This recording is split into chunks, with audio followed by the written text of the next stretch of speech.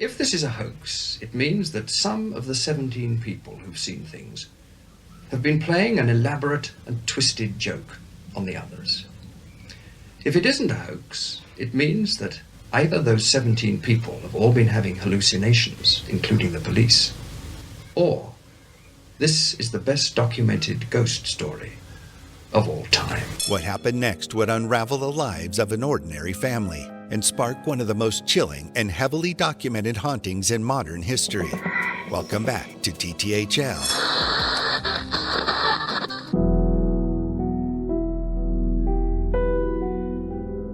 Tucked away in the quiet suburb of Brimsdown in the borough of Enfield, North London, stands an unremarkable council house at 284 Green Street.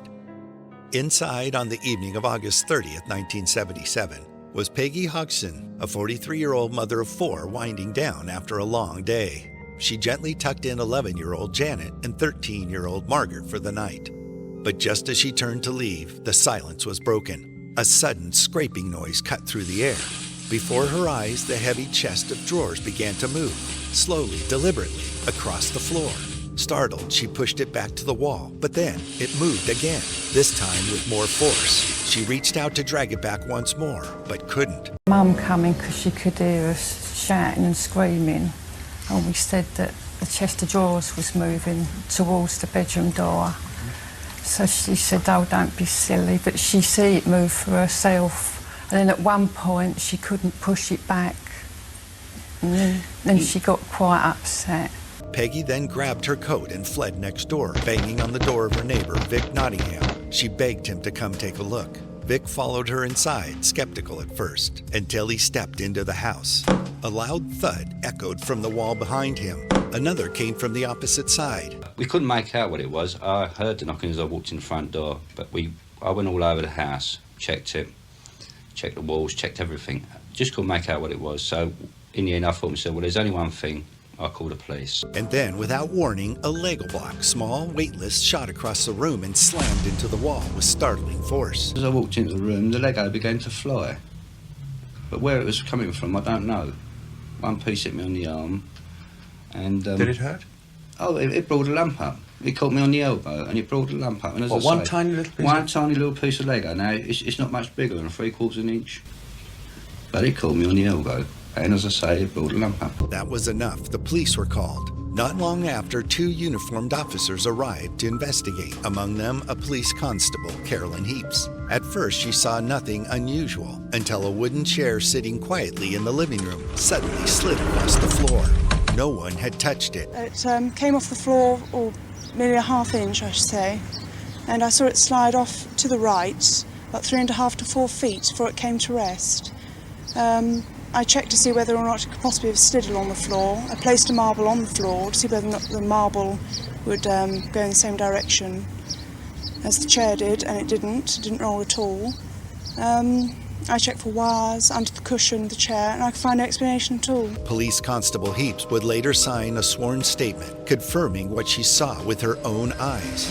It was the first official document in what would become a growing pile of testimony, reports, and eerie accounts, each more disturbing than the last. In the weeks that followed, the activity didn't fade, it escalated. What began with the scrape of furniture soon erupted into chaos. Loud bangs shattered the silence at all hours of the night. Toys were hurled through the air by unseen forces, crashing into walls with unnatural strength. Doors slammed on their own. Heavy furniture, wardrobes, and beds flipped over. Whatever entered the Hodgson's home wasn't just making itself known, it was settling in. Soon, the case drew media attention, and with it, a flood of journalists, skeptics, and believers alike. Among them was photographer Graham Morris. One evening, as he stood ready with his camera, something happened. Janet was suddenly airborne. Morris snapped a photo at just the right moment. To some, it just looked like a child mid-jump, but to others, including those who were in the room, it was something far stranger. They swore she hadn't jumped. She had levitated. That photograph would go on to become one of the most iconic and most debated images in paranormal history. By late 1977, the case had drawn the attention of the Society for Psychical Research, or SPR, which sent two of its most experienced investigators, Maurice Gross and Guy Lyon Playfair, to stay with the Hodgson's family. For months, Gross and Playfair lived alongside the family at 284 Green Street, becoming witnesses to an extraordinary phenomenon.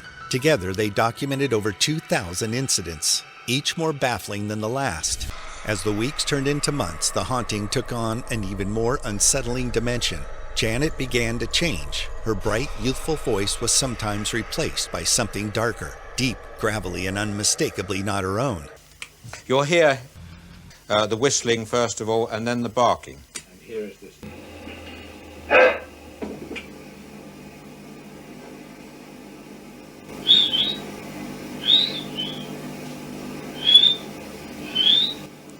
The barking here is quite extraordinary, actually. As I said on the tape here, I then said to it, if you can whistle and bark and groan, then you can talk. And I asked it to actually say my name. I want you to call out my name, my complete name, Morris Gross.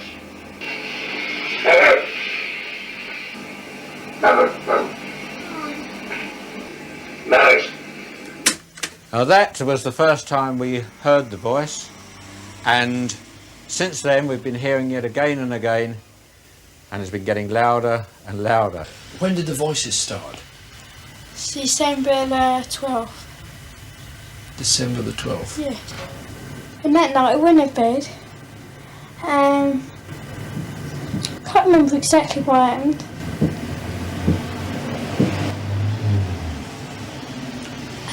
What's that knocking? Yeah. Can hear it now. I was doing that yesterday morning, and Peggy was on her own. So she come in to us, because it wasn't her, she come in. We sat together and we heard it. And I counted how many knocks, and there was 14 altogether. And it's doing it again now. I wonder, do you think there's anyone there just now? Yeah, I do. Who's that? What? Who's that, Janet? Pardon? Stuart Certain. Stuart Certain, and he's one of the voices. Yeah. Why do you think he comes and speaks through you? To annoy us.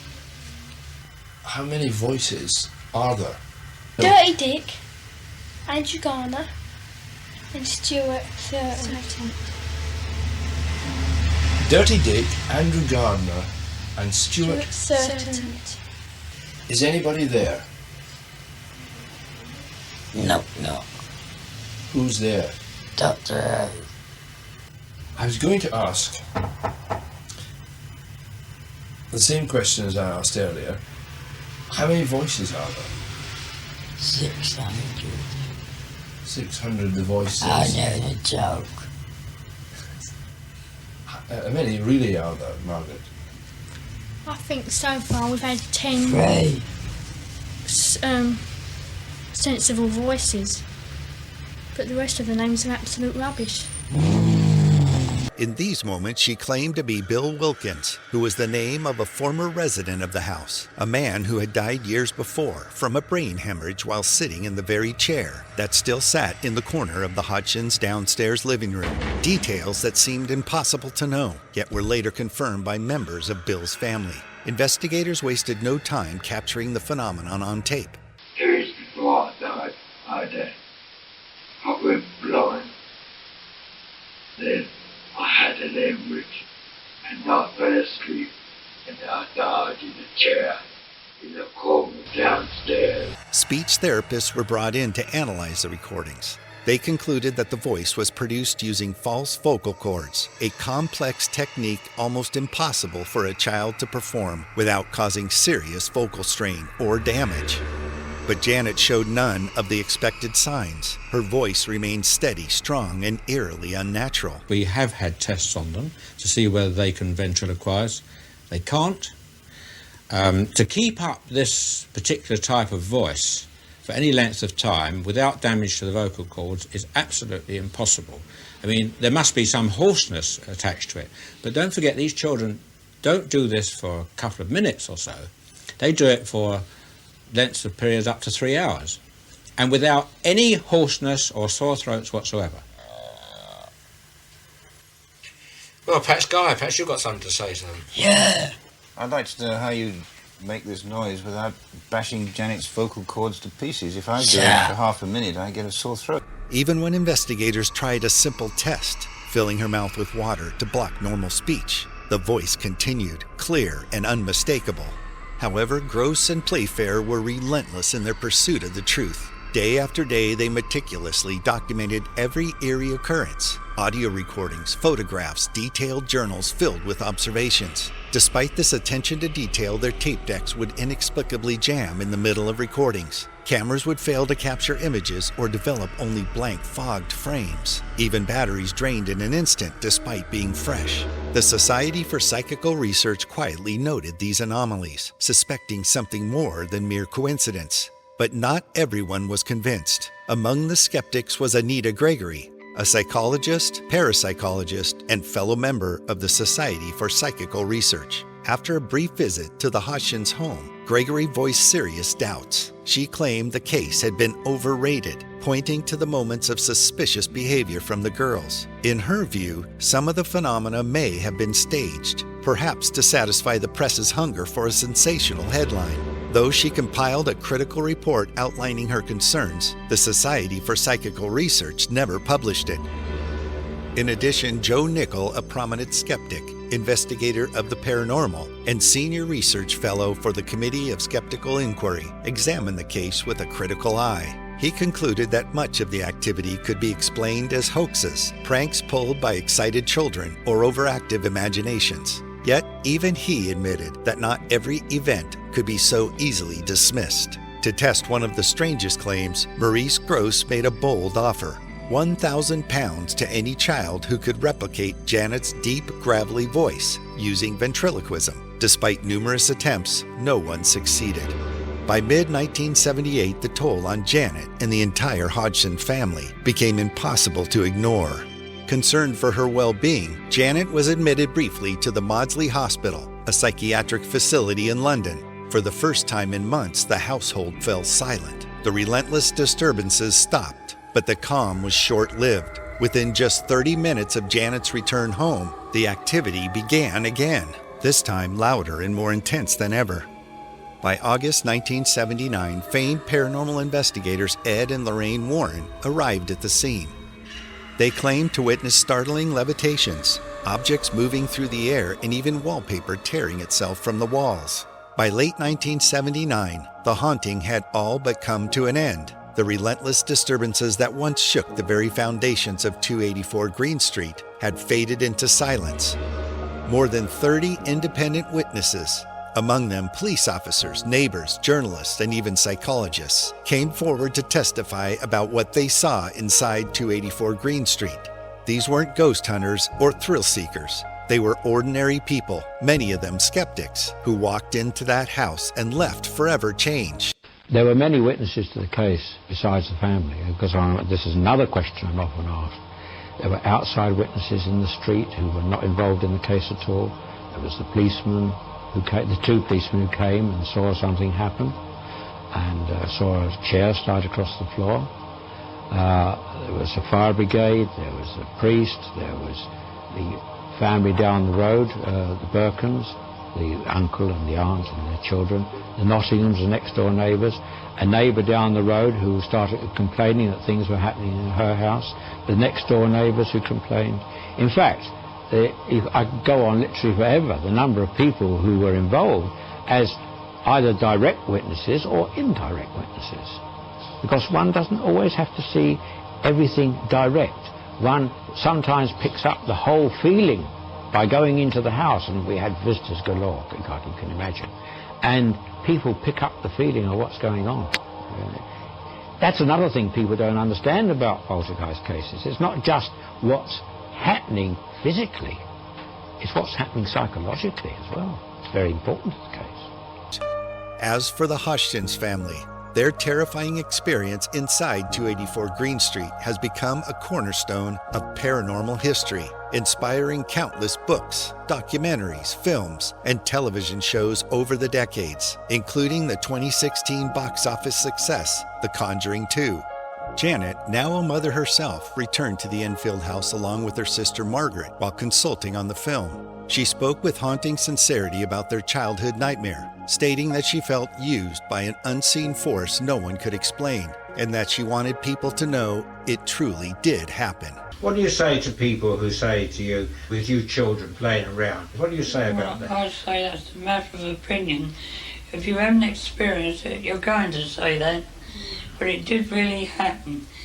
It upsets me deep down to think that they can't give us an open mind, the ones that just put it down completely.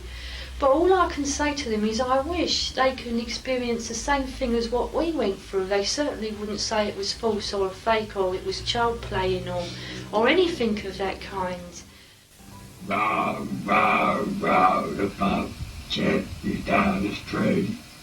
Merrily, merrily, merrily, merrily, lovely part the train. Now f***ing now.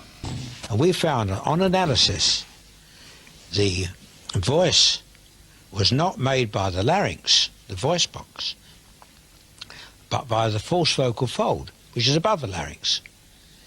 And you only use that when you lose your voice and you talk like that.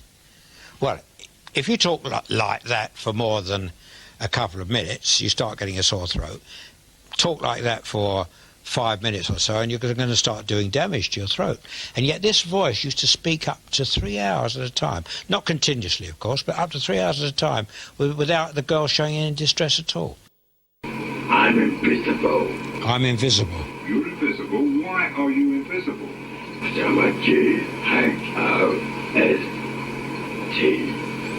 Because I'm a G-H-O-S-T. Yes, he had quite a sense of humour.